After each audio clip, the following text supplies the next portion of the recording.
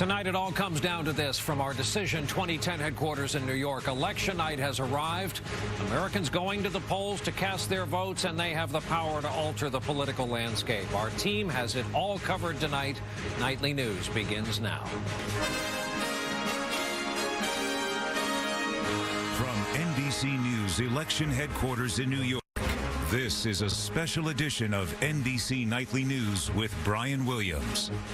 And good evening from Studio 8G here inside 30 Rockefeller Plaza, our Decision 2010 election headquarters. Tonight, with control of Congress at stake and perhaps much more, American voters in all 50 states in a massive midterm election have the chance to alter the American political landscape.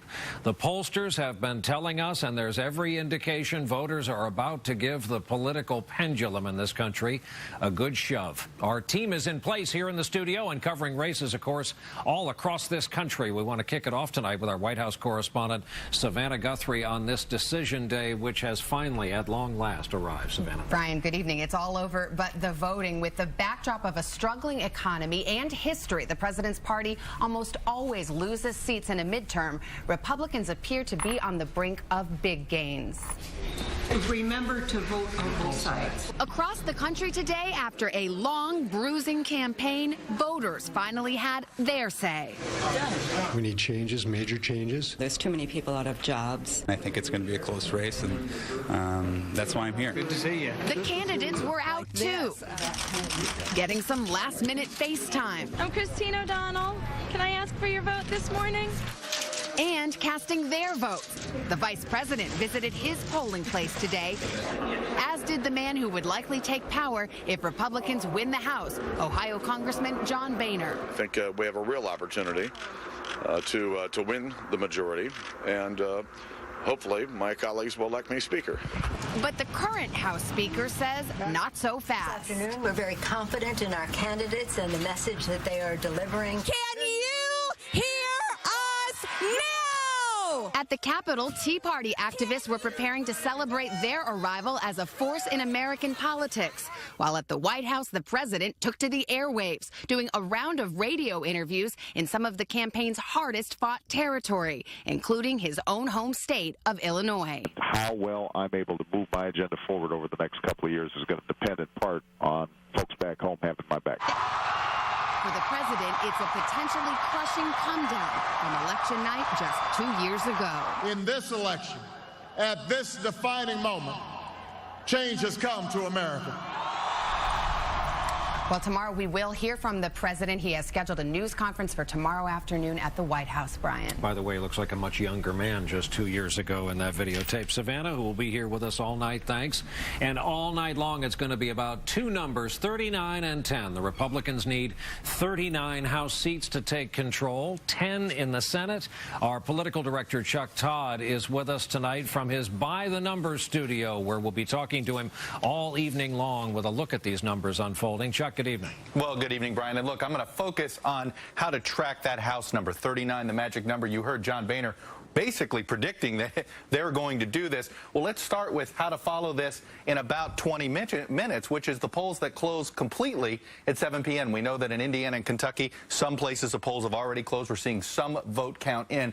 But there's a good 15 House seats just in these states, Indiana, Kentucky, Virginia, South Carolina, and Georgia, that are going to tell us a lot about the night and how easily or not Republicans are going to get those 39 seats. I'm watching these races. In Kentucky, it's the 6th district. This is Lexington. This is Ben Chandler. He is a well-known Democrat there, great-grandson of Happy Chandler, the famous baseball commissioner who integrated Major League Baseball. If he is struggling, barely being able to hang on or doesn't hang on, that tells you it could be a big night for Republicans. In Indiana, there are 3 big House races, 2 of which Republicans really believe they have to win to get to that 39 number. The 2nd district in Indiana, though, is one I'm watching because this is a district, Joe Donnelly, the Democrat, this is a district that President Obama narrowly carried when he carried Indiana. And if this is a place that Democrats are not holding on to. That says a lot. And then finally, in Virginia, key race that I'm watching is in suburban Washington, frankly. Jerry Connolly is a fairly new Democratic congressman. This will tell us if Democrats turned out or not. Did they sit on their hands in Northern Virginia? If he is struggling, it may be the case. And if Republicans win this, you're looking at those predictions of 50 and 60 House seats, Brian. All right, Chuck Todd is going to be following again these sample races until we have real results in and know what kind of night it's going to be. And all night long, we're also going to be listening to the voice of the voters, what they are telling the exit polls as they vote today and tonight.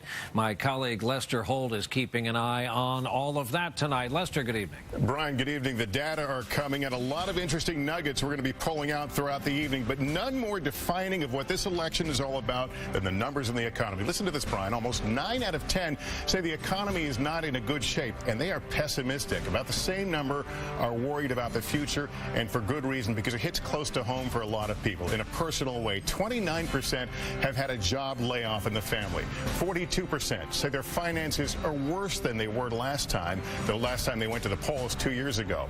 All that translating into anger. We've been hearing about it throughout the campaign, and boy, they are mad. Today, 26% of voters said they're angry at the government. Nearly half are dissatisfied. Less than a quarter told us they're satisfied or enthusiastic. So when you consider all the negative feelings toward government, it's probably not a big surprise that a solid majority think the government is actually doing too much.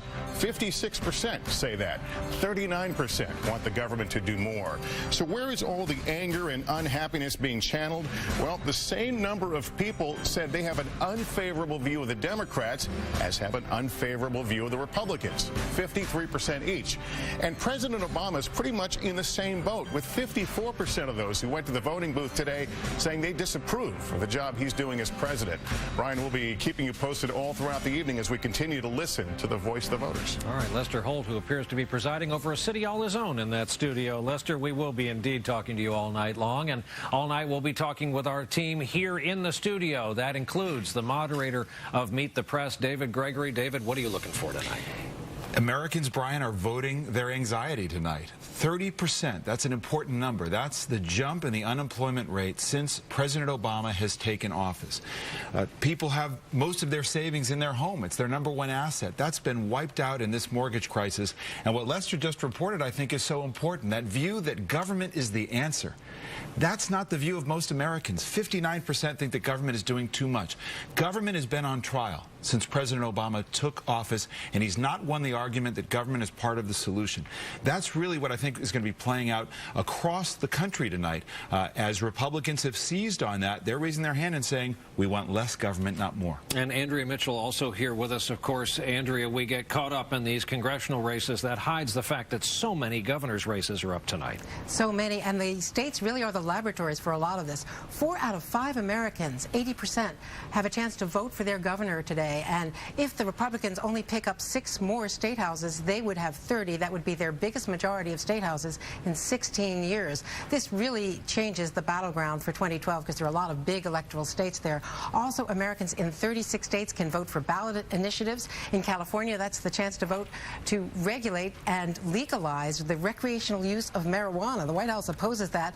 You can vote in Missouri to regulate puppy mills, and in Oklahoma to make English the official language. All right, Andrea Mitchell will be watching some, if not all of that tonight. And Mark Whitaker, our Washington bureau chief. Mark, so much said about control of both houses. The U.S. Senate, regardless of control, will be a different-looking body after this election. Absolutely, and we know what an important role it played in the last 2 years. It's really the sort of temperature control on government. It played that role when the Democrats had a majority. If the Republicans take the majority, I think you're going to expect big initiatives perhaps coming out of the House. But again, the Senate still divided, narrowly controlled by one party or the other. It will still be the brake on the big initiatives coming out of the House. And over here on my right, Tom Brokaw, who's covered a few of these, and tonight is going to be looking at the mood of America, which hasn't been very sunny lately. No, but Brian, I think what we have to remember is this is the election of the first moderate insurgency of the Internet age.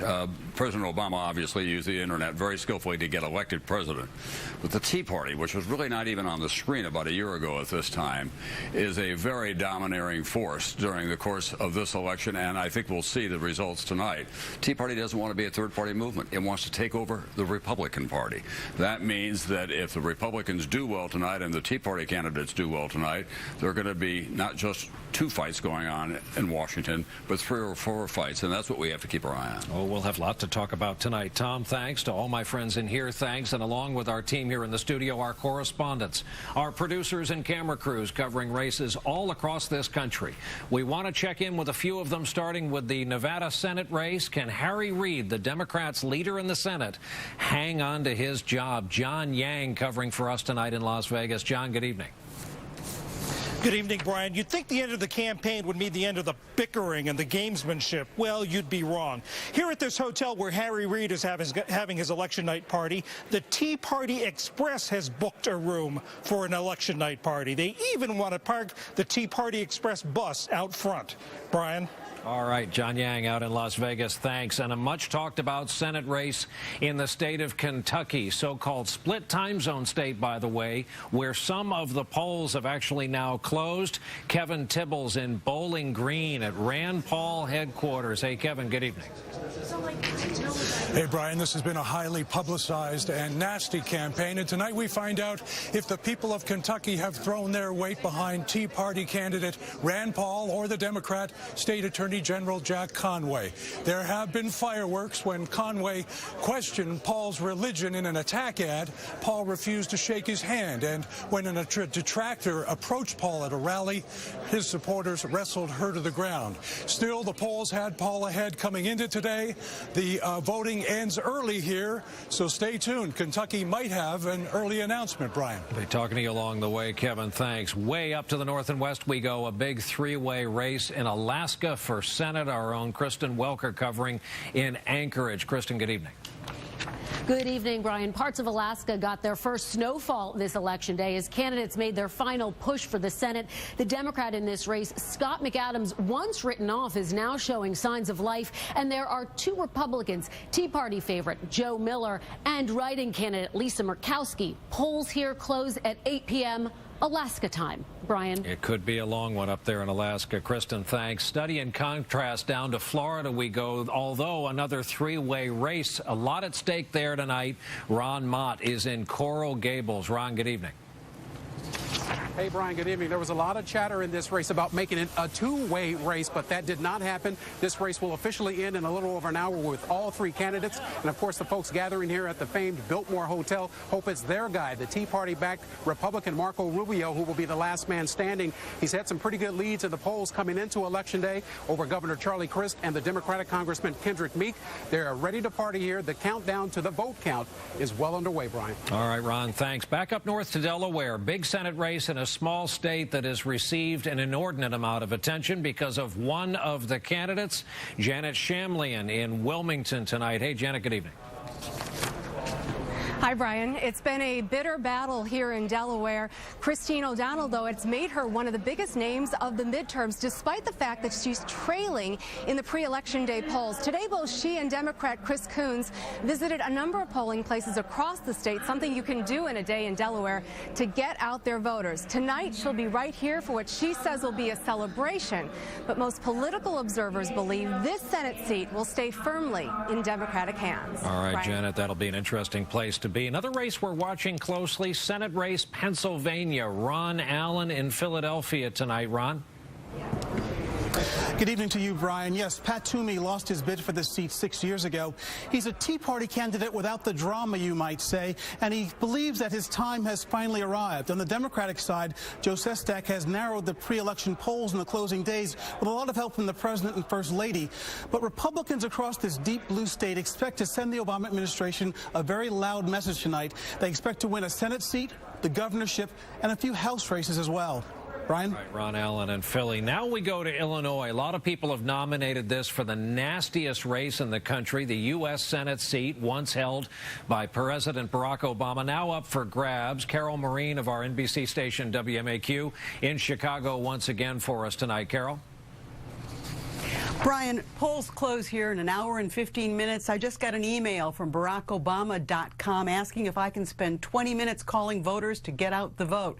Sarah Palin has just done robocalls of conservative voters. Rahm Emanuel is tweeting. We don't know how many people, but I got one of those. All because this race conceivably could be so close between Alexei Giannoulias, the Obama candidate, and Congressman Mark Kirk, the Republican. It may go down to the wire, Brian. Carol, strikes me I don't have your email address. I may be the only one. Carol Marine in Chicago will be talking to you along the way. It may be a long night in the Rockies, a critical and very tight Senate race in Colorado. Tom Costello covering in Denver. Hey, Tom. Hi, Brian. It's neck and neck here. Democrats say that they've had 3,000 workers out knocking on 300,000 doors over the last 3 days. They're trying to overcome a Republican voter advantage here, registered voter advantage, and they're telling me that it's going to be a late night. Republicans say no, we'll have this wrapped up early. It's Ken Buck versus Michael Bennet. We'll be watching. Back to you. Okay, Tom, thanks. And way out west to California. Big Senate race, big governor's race, even as Andrea mentioned, marijuana legalization on the ballot tonight. Lee Cowan live for us tonight in Oakland, the Jerry Brown campaign headquarters. Lee? Hey, Brian, this could be maybe one of the places that the president gets a little bit of good news tonight, because both the Democratic incumbents here in the big races were leading in pre-election day polls. On the Senate side, you had Barbara Boxer. She had about an 8-point advantage over her Republican challenger, Carly Fiorina. And then in the governor's race, despite spending more of her own money than any other candidate in history, Meg Whitman was still trailing behind the man who's held this job twice before, Jerry Brown. So at least for the Democrats anyway, Brian, they're hoping that California will remain reliably blue. Lee Cowan in California. Our thanks to all. Just a tiny fraction of the races we'll be covering tonight in prime time and going into late night after your late local news. For now, we'll be back from our election headquarters in a moment with some of the other news of this election day.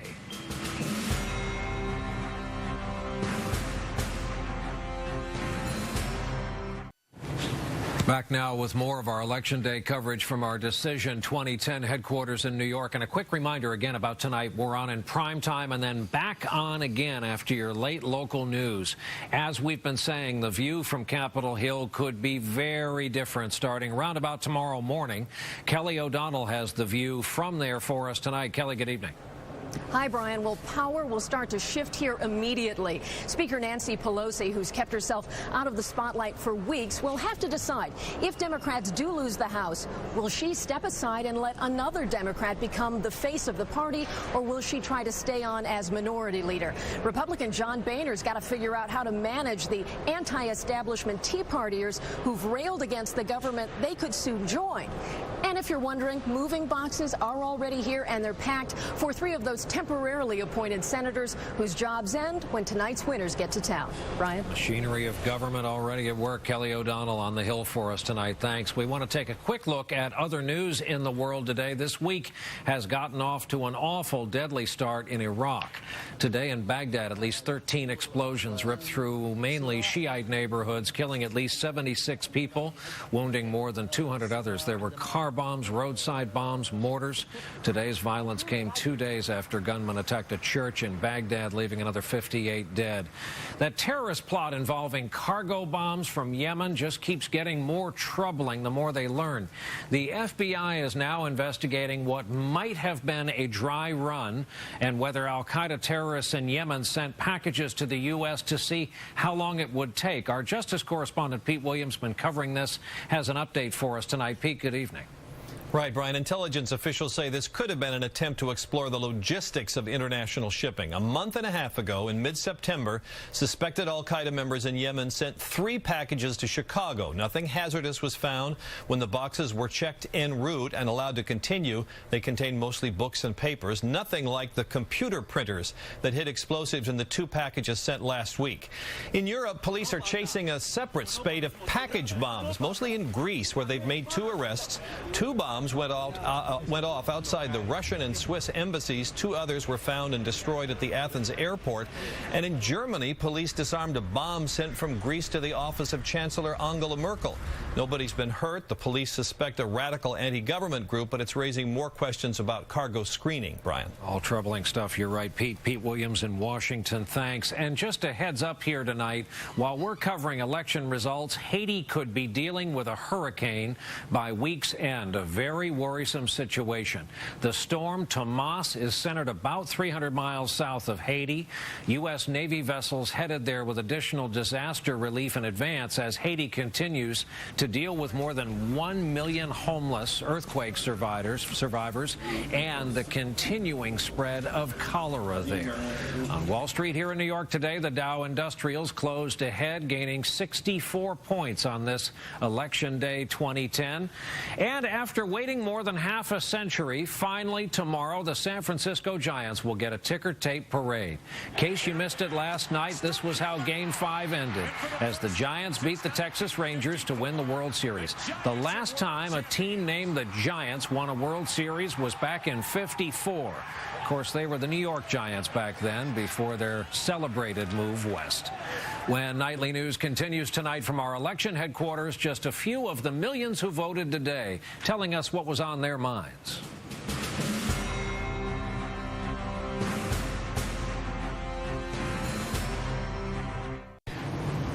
And back here tonight from our Decision 2010 headquarters. Earlier in the broadcast, we saw that the economy is a major factor in a lot of the votes being cast today. We knew that much. For every voter, though, there's a slightly different story, personal reason he or she decided to cast a ballot today. So we wanted to end tonight with a snapshot of just a few of them from around our country. Our report tonight from NBC's Rahema Ellis. In Miami, Arlona Davis was in step with about 25 million Americans who voted early. I am a retired real estate professional. This loyal Democrat, concerned about affordable health care and jobs, says she's fed up with bitter party politics. I would like to see Republicans and Democrats working together for the good of the country. All of this bickering and mean-spirited attitude, I don't like it. Left, right, left. For some other voters today, it wasn't a question of left or right. That's who we're voting for Congress. I am a single mother with 2 children. In Rock Hill, South Carolina, 41-year-old Sheila Huckabee says education tops her list of concerns. As an independent, she voted based on the issues. Senate, Congress. Locally, I tend to vote for the person who's going to support public education, because that's the business I'm in and I feel passionate about it. In San Diego, Fred Sotelo has voted the Democratic ticket since he was 18. My name is Fred Sotelo, and I am a Latino business owner. But today he voted Republican, concerned about the slumping economy and family members still in Mexico who may want to come to America. We need fair representation that's going to look out for our issues. We can't just vote one way all the time if they're not going to be responsive. And if you're wondering about the youth vote, pivotal in Barack Obama's victory 2 years ago, pundits say with few jobs and climbing student debt, youthful political enthusiasm has faded. But not for James D'Angelo. I'm a first-year law student from Chicago. This young Republican campaigned until the last minute. The immediate job growth opportunities and prospects are very important. I really am afraid of what our economy might look like in the next 2 to 4 years.